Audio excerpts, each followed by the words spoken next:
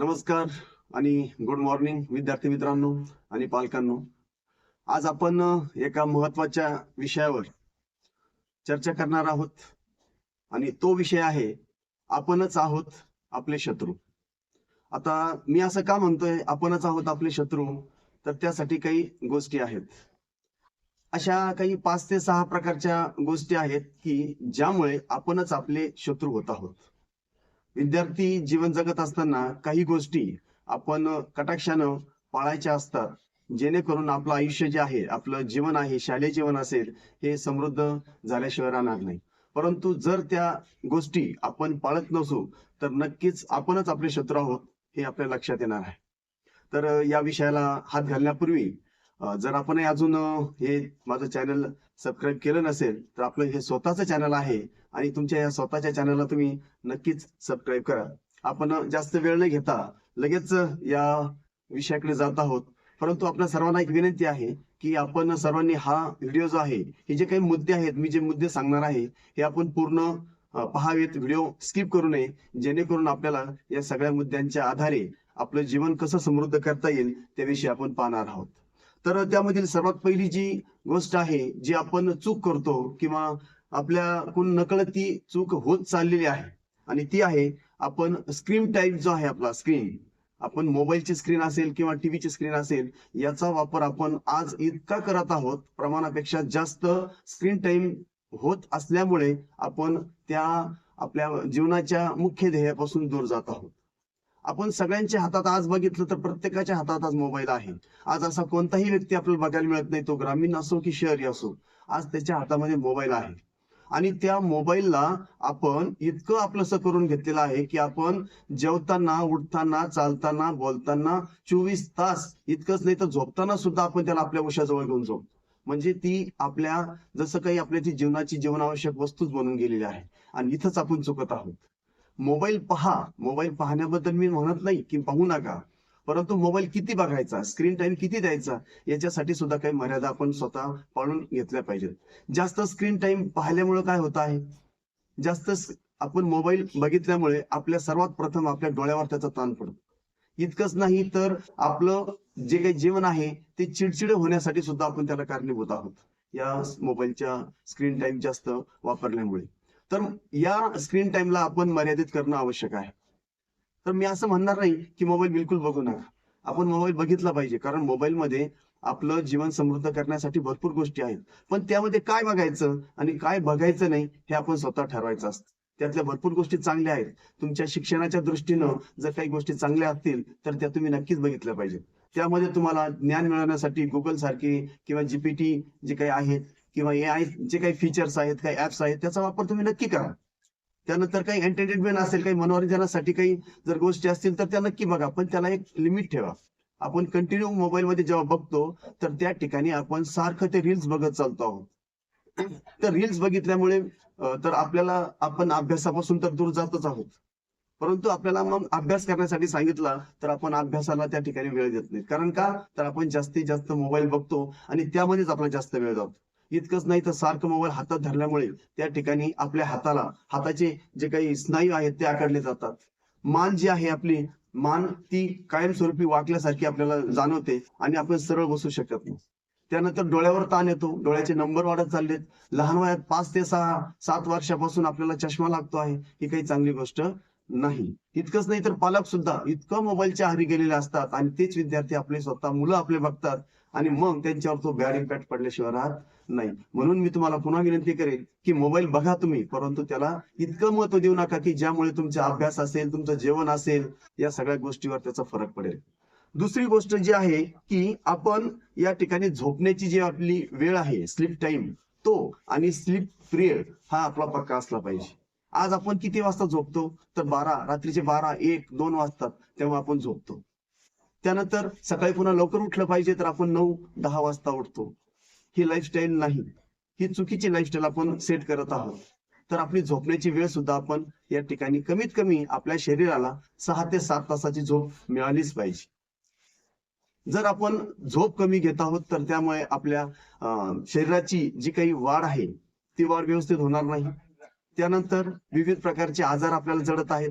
आपण आज पाहत आहोत लहान लहान वयामध्ये विविध प्रकारचे कॅन्सर सारखे आजार वाढत चाललेले आहेत. विविध प्रकारचे आणखी काही जे काही आपण नावं कधी ऐकले नव्हते असे काही आजार आपल्याला बघायला मिळत आहेत. हृदयरोग त्या ठिकाणी वाढत चाललेला आहे. 15, 16, 17, 18, 20, 25, 35 वर्षामध्ये हृदयरोग येत आहेत, हार्ट अटॅक येत आहेत. काय कारण आहे याचं? तर याचं कारण आहे व्यवस्थित झोप न घेणे. म्हणून आपण कमीत कमी 7 तास झोप घेतली पाहिजे. त्यानंतर आपण पूर्वी जर बघितलं तर पूर्वी जे आपले आजोबा होते किंवा पणजोबा होते ते 100 वर्ष जगले आणि तेही निरोगी जगलेत. का जगलेत बरं ते? कारण ते सकाळी लवकर उठत होते. 4 ते 5 वाजता पहाटे उठत होते. त्यानंतर ते योगा करत होते, व्यायाम करत होते, चालायला जात होते. आपण असं करत आहोत का? बिलकुल करत नाही. आपण 10 वाजता उठतो, मग आपण चालायला जाणार कधी? आपण व्यायाम करणार कधी? आपण योगा करणार कधी? तर आपल्या लाईफमध्ये आपण ही एक कमी आहे ती कमी भरून काढली पाहिजे. आपण सकाळी लवकर उठलं पाहिजे. या खुल्या हवेमध्ये आपण चालायला गेलं पाहिजे. त्या ठिकाणी मित्रांसोबत सकाळी सकाळी फिरायला जाऊन गप्पा मारल्या पाहिजेत. आपण या मोबाईलमुळे गप्पा मारायचं सुद्धा विसरत आहोत. तर मित्रांनो, या ठिकाणी पालकांनो, आपण सुद्धा या ठिकाणी मुलांसोबत सकाळी फिरायला जा, काही अडचण नाही. लवकर उठा. सकाळी सकाळी जी फ्रेश हवा असते, सकाळचं जे ऊन असतं, कवळ्या उन्हामध्ये आपल्याला आपल्या शरीराला आवश्यक असणारं डी जीवनसत्व मिळत असतं. म्हणून ते कवळं ऊन आपल्या अंगावर घ्या. तर या ठिकाणी आपल्या लाईफस्टाईल मध्ये एक्सरसाइज आणि म्हणजेच व्यायाम आणि योगा यांचा समावेश करा. अन्यथा आपलं आयुष्य 50 वर्षाच्या वर जाईल, मला तरी असं वाटत नाही. पुढची जी गोष्ट आहे खानपानाच्या सवयी किंवा आपला आहार. आपण आज समतोल आहार घेत आहोत का बरं? स्वतःसाठी एक प्रश्न विचारा. घेत आहोत का आपण? नाही. याचं उत्तर नाही सांगेल मी. आपण आज फास्ट फूड इतकं खात आहोत, आपण समतोल आहार, सात्विक आहार घेण्याचं विसरलोय. विज्ञान सांगतं की आपल्या आहारामध्ये सर्व प्रकारच्या अन्नाचा समावेश असला पाहिजे, ज्यामुळे आपल्याला सर्व प्रकारचे जीवनसत्व, प्रथिने, प्रोटीन्स जे काही आहेत ते सर्व मिळणं आवश्यक आहे. तेलकट पदार्थ आपण खूप खात आहोत. इतकंच नाही तर पॅकेटचे पदार्थ आपण जास्तीत जास्त वापरत आहोत. पारंपरिक पद्धतीचं जेवण आपण विसरत चाललेलो आहोत. आपण खात नाही. आपण सहज मुलांना जर म्हणलं ही भाजी आज बनवलेली आहे, आपण याचं आज कालवण बनवलेलं आहे, तर विद्यार्थी सरळ नाही म्हणतात. आज आपण जे काही पालेभाज्या मिळतात त्या बऱ्याचशा पालेभाज्या, फळभाज्या आपण खात नाहीत. सर्व पालेभाज्या, फळभाज्या आपण आपल्या आहारात त्याचा समावेश केला पाहिजे. सर्व प्रकारच्या डाळी हे आपण खाल्ल्या पाहिजेत. तर या ठिकाणी आपण फास्ट फूड टाळूया. त्यानंतर फ्राईड आयटम जे काही आहेत ते टाळा आणि आपल्या आहाराला सात्विक आहार, समतोल आहार बनवा. आपल्या आहारामध्ये दूध असेल किंवा इतर जे काही पदार्थ असतील, अंडी असतील, त्यानंतर सर्व प्रकारचे पालेभाज्या असतील, फळं असतील, या सर्वांचा समावेश करा. आणि जेवताना अगदी शांततेने जेवा आणि जेवत असताना अजिबात मोबाईल बघू नका आणि अजिबात टीव्हीकडे बघू नका. जेवताना टीव्ही बंद ठेवा, मोबाईल बाजूला ठेवा आणि शांततेने जेवा. चांगलं बारीक त्या ठिकाणी चावायचं आहे आणि मगच त्याला आपण गिळायचं आहे. आपण असं जेवतो 5 मिनिटांमध्ये आपलं जेवण पूर्ण होतं. अरे का जेवत नाही? झालं माझं, आपण सरळ म्हणतो.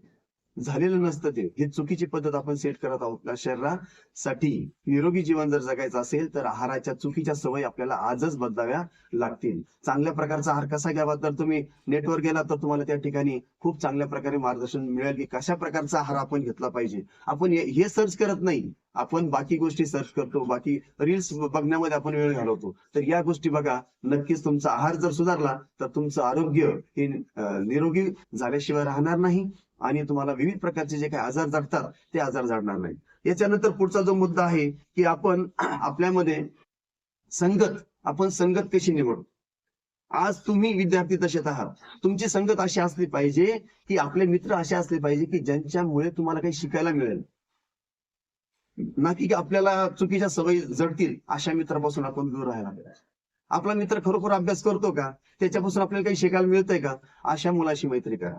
जर तुम्हाला आपला मित्र चुकीच्या मार्गाने घेऊन जात असेल, तुम्हाला अभ्यासापासून डिस्ट्रॅक्ट करत असेल, चुकीच्या सवयी जर आपल्याला तो जर लावत असेल, तर अशा मित्रापासून आपण दूर राहिलं पाहिजे. आणि यासाठी पालकाची सुद्धा भूमिका आहे की आपला मुलगा, आपली मुलगी कुणासोबत बसते, कुणासोबत उठते, कुणासोबत अभ्यास करते, कुणासोबत गप्पा मारते, कुणासोबत फिरायला जाते, याकडे सुद्धा आपण लक्ष ठेवलं पाहिजे. ही आपली जबाबदारी आहे.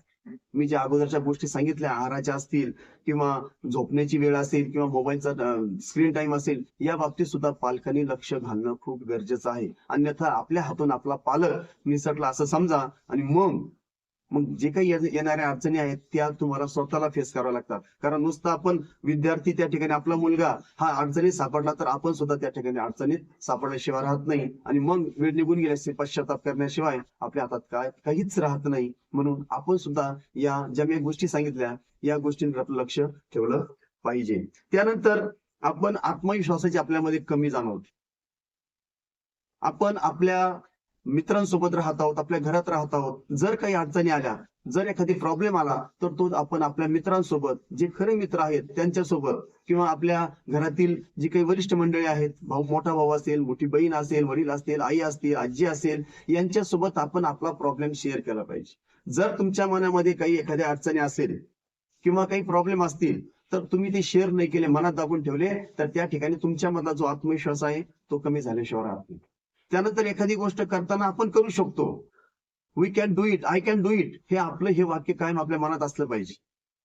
जर आपण आपल्यामध्ये आत्मविश्वास वाढवला तर तुम्ही नक्कीच आपल्या जीवनामध्ये यशस्वी झाल्याशिवाय राहणार नाही. म्हणून स्वतःला कधी कमी लेखू नका. बरेचसे विद्यार्थी मी वर्गामध्ये बघतो की त्या ठिकाणी एखादी ऍक्टिव्हिटी करण्यासाठी समोर येत नाही. कारण का? त्यांना असं वाटतं माझं चुकेल, मी करू शकत नाही. नाही मित्रांनो, तुम्ही करू शकता. आज प्रत्येक विद्यार्थ्यामध्ये ईश्वरानं किंवा निसर्गानं या ठिकाणी बुद्धी दिलेली आहे, पण त्या बुद्धीचा वापर आपण कशा प्रकारे करतो हे आपण आपल्या स्वतःला ठरवायला पाहिजे. तर त्या ठिकाणी तुम्ही समोर या, प्रत्येक गोष्ट तुम्ही करू शकता. आणि हे मला नका सांगू, तर हे तुम्ही स्वतःला सांगा की या ठिकाणी मी सर्व काही करू शकतो. पालकांनी सुद्धा आपल्या विद्यार्थ्यांमध्ये ही गोष्ट सांगायला पाहिजे की बाळा तू हे करू शकतो. मुलगी असेल तर बाळा तू हे करू शकतेस, बिलकुल करू शकतेस, काही नाही, चुकलं तर चुकू दे, काय होणार आहे चुकून, चुकाल तर शिकाल.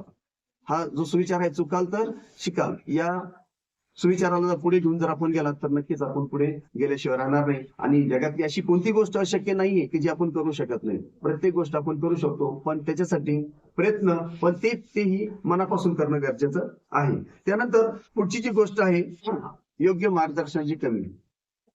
आपल्याला काय होतंय की आपण बऱ्याचशा गोष्टी करतो, परंतु जर आपण त्या योग्य मार्गाने केल्या नाही तर मग आपण त्या ठिकाणी जे काही यश आपल्याला प्राप्त करायचं असतं त्याच्यापासून आपण वंचित राहतो. म्हणून या ठिकाणी योग्य मार्गदर्शन आपल्याला लाभलं पाहिजे. मग आपल्याला योग्य मार्गदर्शन कुठून लाभेल?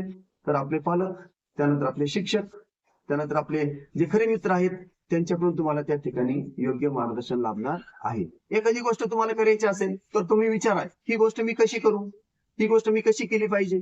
यासाठी तुम्ही आपले गुगलचे काही चॅट जीपीटी आहे, AI चे काही फीचर्स आहेत, त्याच्यावर जा तुम्ही, तुम्हाला त्या ठिकाणी योग्य मार्गदर्शन मिळेल. एखादी गोष्ट तुम्हाला अचीव्ह करायची असेल तर त्याच्यासाठी कसा प्रयत्न केला पाहिजे, मी काय केलं पाहिजे, याच्यासाठी तुम्हाला मार्गदर्शन मिळेल. आपल्या शिक्षकांना विचारा, ते तुम्हाला नक्कीच याविषयी मार्गदर्शन करतील. किंवा एखादी गोष्ट करत असताना आपला मित्र जर तो योग्य मार्गाने जात असेल, तो जर एखाद्या गोष्टीमध्ये यशस्वी झाला असेल तर त्याच्याकडून त्याची यशस्वी तो कसा झाला त्याची स्टोरी विचारून घ्या आणि आपण त्या दृष्टीने पुढे गेलं पाहिजे. जर तुम्हाला योग्य मार्गदर्शन लाभत नसेल तर या ठिकाणी तुम्ही त्या ठिकाणी जे काही तुम्हाला प्राप्त करायचं आहे, जे काही अचीव्ह करायचं आहे त्याच्यापासून तुम्ही दूर राहा. आणि शेवटची गोष्ट सांगतो की आजच्या युगामध्ये आपण काही गोष्टींच्या अगदी आहारी गेलेलो आहोत. जसं मी मोबाईलचं सांगितलं तसं आपण आज जे काही सुख सुविधा मिळतात आपण त्याच्या आहारी जात आहोत. सवय लावून घेतलेली आहे आपण स्वतःला, जशी मोबाईलची आपण सवय लावून घेतली, बिलकुल तशी सवय आपण लावून घेतलेली आहे. जर आपल्याला काही एखाद्या 5 मिनिटाच्या अंतरावर जायचं असेल, 10 मिनिटाच्या अंतरावर जायचं असेल तर आपण त्या ठिकाणी मोटरसायकलचा वापर करतो. आपण सर्व पालकांना सांगतो, पापा द्या बरं चावी, मी जाऊन येतो जरा. का बरं? पायी जाऊ शकत नाहीत का? चालायची सवय ठेवा. त्यानंतर आणखी मोबाईलची सवय आपण दूर ठेवली पाहिजे. किती किती मोबाईल वापरला पाहिजे आपण, त्याच्यासाठी आपण एक मनामध्ये किंवा आपल्या स्वतःला एक सवय लावून घेतली पाहिजे की नाही, मला इतकाच मोबाईल वापरायचा आहे, मी याच्यावर कधीही जास्त वेळ मोबाईल वापरणार नाही.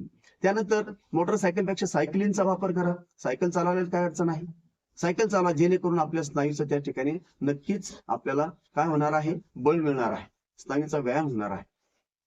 त्यानंतर आपण घरामध्ये फ्रीज जो आहे, आपण प्रत्येक गोष्ट फ्रीज मध्ये ठेवतो, फ्रीज मधल्या गोष्टी खातो, नेहमी थंड पाणी पितो. हिवाळा असो, उन्हाळा असो, पावसाळा असो, कोणत्या ऋतूमध्ये आपण फॅन लावून झोपतो. का बरं? आपल्या शरीराची प्रतिकार शक्ती आपण स्वतः कमी करत आहोत. म्हणजे जेवढ्या काही सुखसुविधा मिळत आहेत त्याच्या आपण आहारी जात आहोत. कोणती सुखसुविधा आपण किती मिळवायची, किती आपल्याला स्वतः आपण त्याच्या आहारी जायचं, हे आपण स्वतः ठरवायचं आहे. मला आशा आहे की नक्कीच या सगळ्या जे काही मी मुद्दे मांडले या मुद्द्यावर तुम्ही नक्कीच विचार कराल आणि आपलं आयुष्य जे काही आहे ते आयुष्य चांगल्या प्रकारे कसं जगाल आणि आपल्या विद्यार्थी दशेमध्ये असो किंवा आपण आपल्या पुढच्या जीवनामध्ये कॉलेज जीवनामध्ये आपण नक्कीच यशस्वी होण्यासाठी हे जे काही मुद्दे मी मांडले यावर तुम्ही नक्की विचार कराल आणि तसंच आपल्या जीवनामध्ये त्याला आचरणात आणाल अशी अपेक्षा करतो आणि या ठिकाणीच थांबतो. पुढच्या एखाद्या चांगल्या विषयावर पुन्हा मी व्हिडिओ घेऊन येईल आणि नक्कीच त्या ठिकाणी आपलं मार्गदर्शन करण्याचं काम करेल. कारण एक शिक्षक या नात्याने मी समाजाचा देणं लागतो आणि चांगलं योग्य मार्गदर्शन विद्यार्थ्याला करणं, समाजाला करणं हे माझं मी कर्तव्य समजतो. म्हणून या ठिकाणी आजचा हा एक महत्वाचा विषय मी घेऊन आलो. तर मला आशा आहे की आपण नक्कीच यावर विचार कराल आणि या ठिकाणी आपलं जीवन यशस्वी करण्यासाठी प्रयत्नशील असाल. एवढं बोलतो आणि थांबतो. जय हिंद.